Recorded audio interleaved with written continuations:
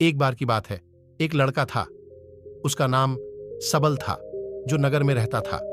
वह अपने जीवन से बहुत निराश था। उनकी निराशा का कारण यह था कि वह अब तक अपने जीवन में कुछ नहीं कर रहा था। उसके माता पिता उसे ताने मारते थे कि आपके सभी मित्र कुछ न कुछ कर रहे हैं, लेकिन आप अभी भी घर बैठे हैं। दोस्तों के बीच भी अक्सर उनका मजाक उड़ाया जाता था।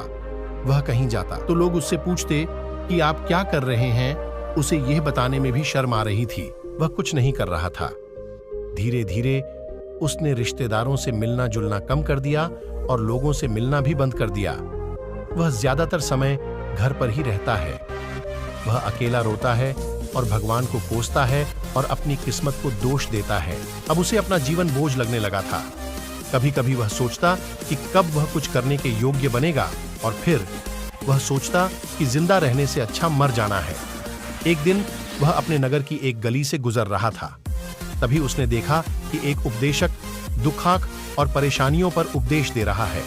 वह भी उसी भीड़ में सबसे पीछे बैठ गया और गुरु के प्रवचन सुनने लगा। उपदेशक कह रहा था, दुख एक शिक्षक की तरह है जो हमें जीवन की सच्चाई दिखाता है और हमें जीने का सही तरीका सिखाता है। आप चाहें तो जिंदगी जीना भी सीख सकते हैं। गुरुजी उपदेश दे रहे थे कि तुम चाहो तो कुछ भी हासिल कर सकते हो, और अगर चाहो तो एक कोने में बैठकर रो सकते हो। इन सभी बातों को सबल ध्यान से सुन रहा था, लेकिन शिक्षक की यह बातें पसंद नहीं आई। उसने खड़े होकर कहा कि कुछ भी सिखाने से दुख दूर नहीं होता। इसमें केवल दर्द होता है। दुख की पीड़ा अनंत है। ऐसा लगता है कि इसके बाद कुछ होने वाला नहीं है। इससे कुछ भी फर्क नहीं पड़ता है। इसके सामने तो मौत भी छोटी लगती है।